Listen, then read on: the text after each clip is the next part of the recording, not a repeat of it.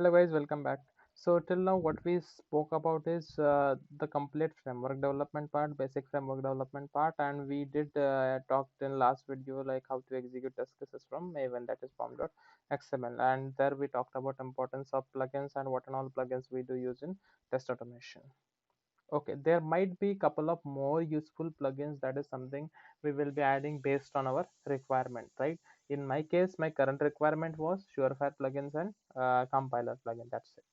If you want to package your code, you can use packaging plugin. If you want to clean your code, there is some explicitly, if you want to clean your code, we have some clean plugin as well. Okay, so yeah, and in this particular video, I'll be talking about how can you add your project on github.com. That is a source code management tool. So alternative to this GitHub, like we have open source SCM tool called as SVN, okay, given by Apache.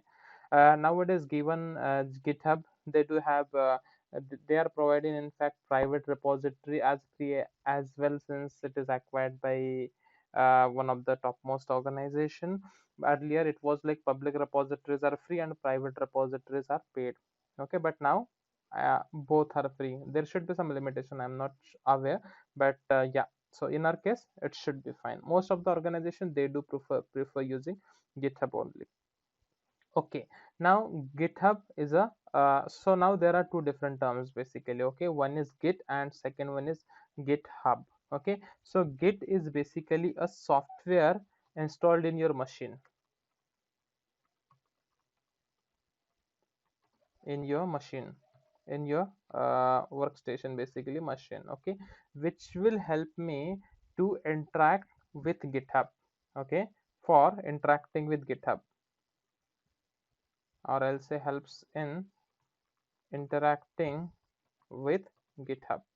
How I'm going to talk with GitHub, right? I can talk with GitHub via command prompt as well, but this Git is a proper tool what they are providing, which is directly linked with GitHub. Okay, and so as I said, Git is just a software, right?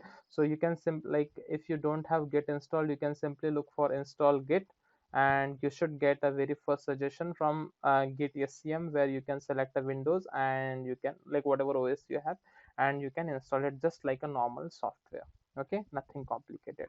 Second thing what we have is GitHub. Okay, so this GitHub is a location basically, or I'll say it as a centralized location where we store where actual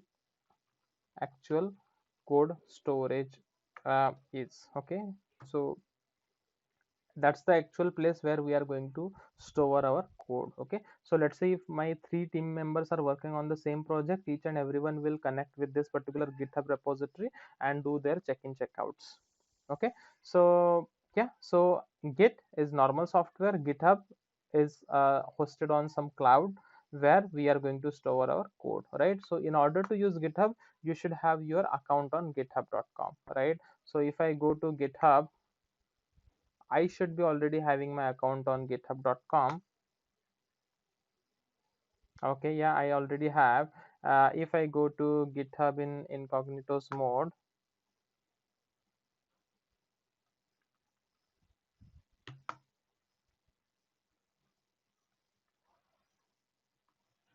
okay, so if you go to github.com, this is something how you will see.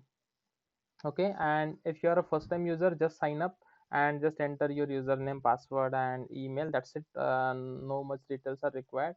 If you are a new user, you should be already aware about how you can use it. Okay, I already have logged in, and you see my few of my repositories I have uploaded over here for whatever courses I have developed till now. Okay, so if you go to YouTube, I'll show you my channel where it is and where you will find all these videos. Along with that, there are few more. You can search with automation talks, and here this is my channel. You can consider subscribing to get the latest updates, and if you go to the playlist, you should see all the basically playlist what I have created. So the current playlist what we are working on, Selenium framework development from scratch for basic level, Then I have something for CI/CD for automation testers, where I did talked about Docker, SonarQube plugins, and Jenkins, multiple ways to create the uh, Jenkins pipelines and all those stuff. Okay, then how to execute your test cases on clouds and all those stuff, data driven C sharp part, and Unix. Again, Unix, this was quite interesting part where I spoke about, let's say in your project, if you have FTP operations like adding the files on server, getting the files from server, checking if file exists, or executing shell scripts, right? So how you can do all those stuff from your Selenium Java code itself, right? So that you will construct your end-to-end test cases, right? So you can find all those stuff into this particular playlist, Unix for tester. Okay, so yeah, so now what I'm going to do is I'm going to create a new repository, right? So very first thing is, in your case, if you're a new user, you will not see any repository. Okay, so in your case you need to create a new repository. So what I'll do is I will click on this plus and I will see the option called as new repository. I'll click on it, and here this is my username basically. If you have created some organization, you see, when you click on plus, you see some option for new organization, where you can create a new organization as well, where you can, it's just like collection. Okay, so under my ownership I'll create a repository called as, let's say, basic, I'll say basic Selenium Test Automation Framework. Okay, and let me put underscore, which gives me better readability.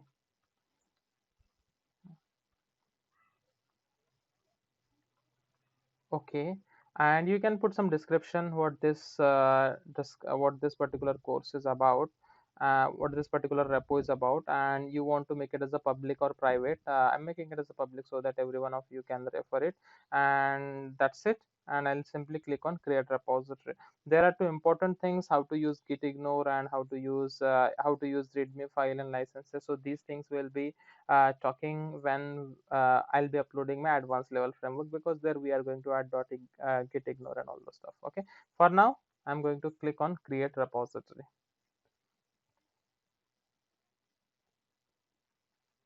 Okay, great, repository is created, and now it is asking me like, it has given basically me the commands basically which I can use for uh, adding my project into this particular repository, right?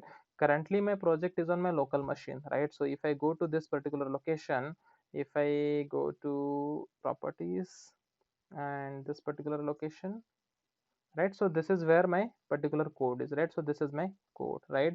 Now I want to push this particular code on github.com, right? So for that I need to use these many commands, right, based on requirement basically.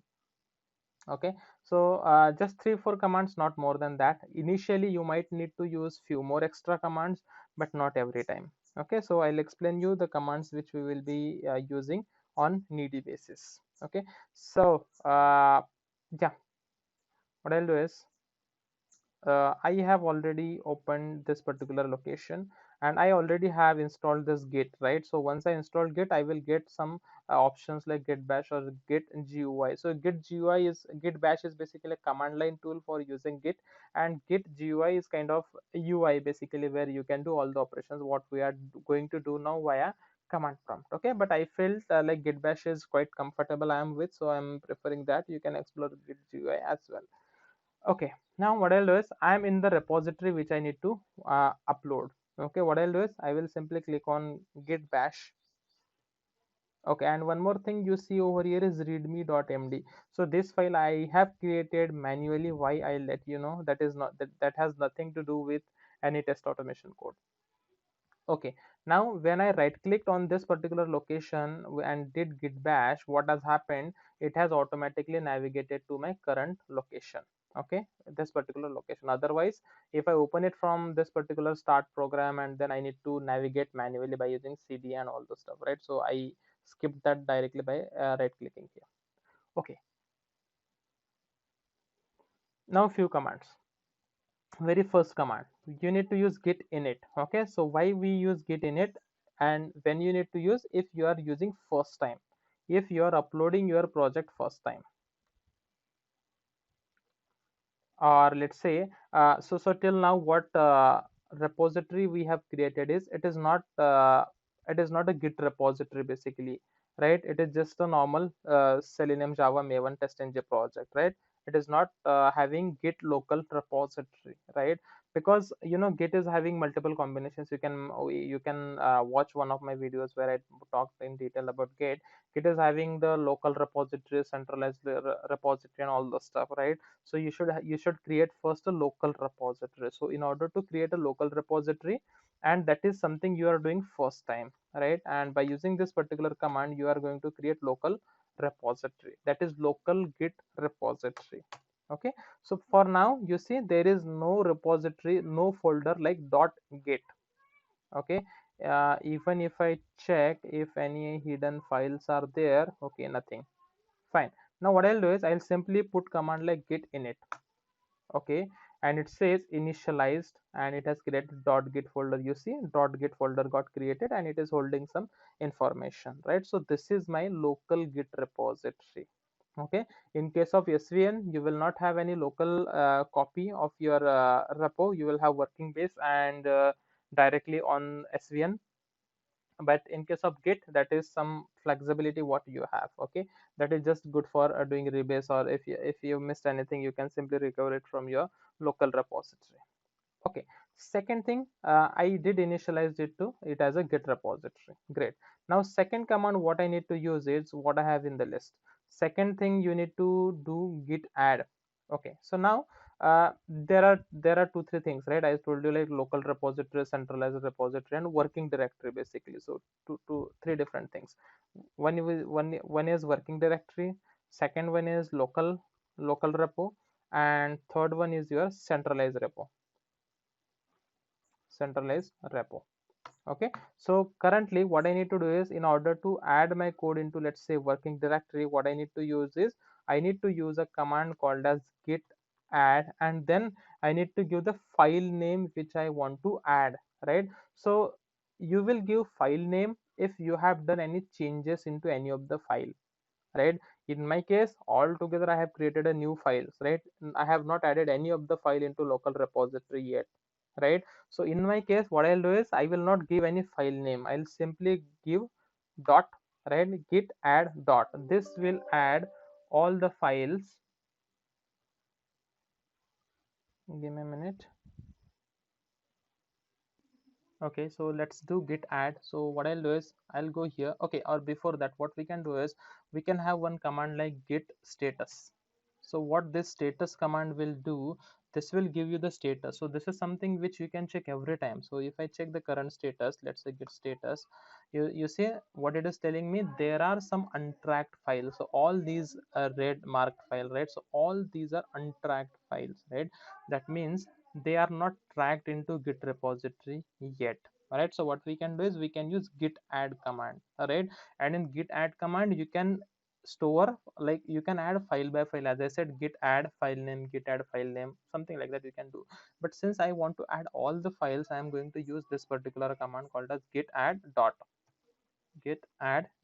So this will add basically all the files. Okay, and now if you see git status, okay, so you see now everything is in green. Okay, so what it is telling is, uh, we are on master branch. So there is basically concept of branches and all. There is nothing, we have not committed anything yet. Okay, changes to be committed, that means these many changes are present into the local repository.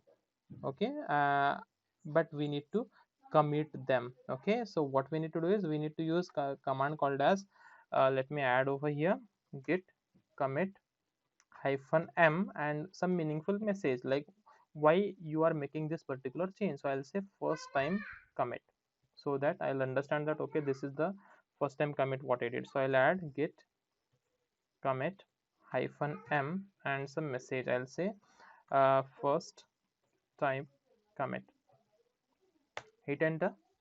Okay, and you see now lot many things are happened, and it has created some nodes. Okay, so that means it has created the location for particular file at some in the repository basically.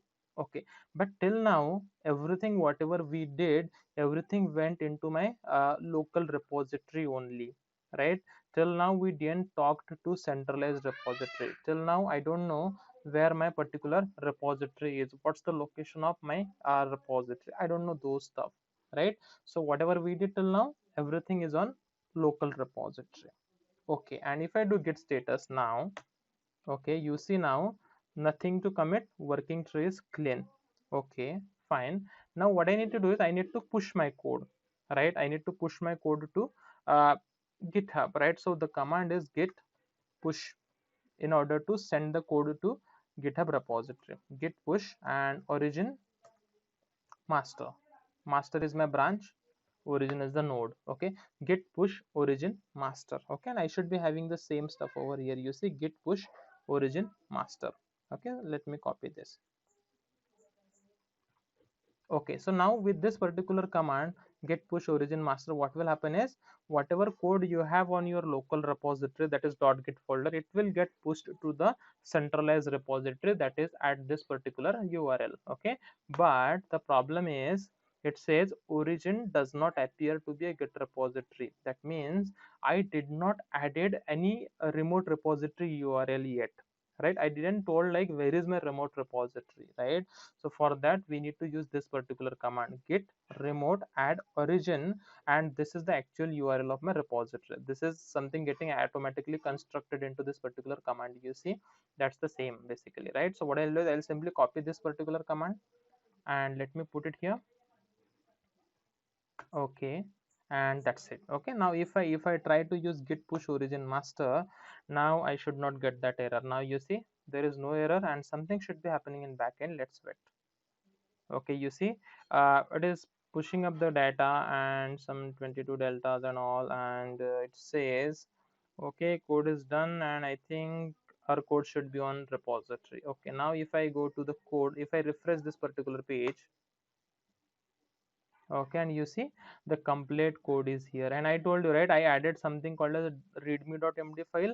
That's basically I have added just for addition of this particular description. Okay, so in this particular description I am going to add the links for each and every videos basically. Okay, so that should be helpful, right? Now here is my complete code. You can go, let's say I want to find out where is my actual test cases. I'll go to source test, uh, and this is the package, and here are my test cases, right? So you can go to this particular repository basic selenium test automation framework, right? Now let's say if you want to copy this particular project to your local machine, right? If you want to copy the complete code to your local machine, what you can do is you can clone the project, right? So if you click on this, you see clone with https, you get some URL, right? So just copy this particular URL. You can either do a zip, download the zip and import, that's fine. Otherwise what you can do is you can open git in any of the folder and then simply type uh, does it having command? No. Okay, then you can simply type git pull origin master and git pull origin master, and then the URL, basically whatever URL you have copied, this particular URL, and once you hit enter, it will copy this complete code into your particular folder, right? So these are few commands which we need to use. Out of that, git init is the first time command only.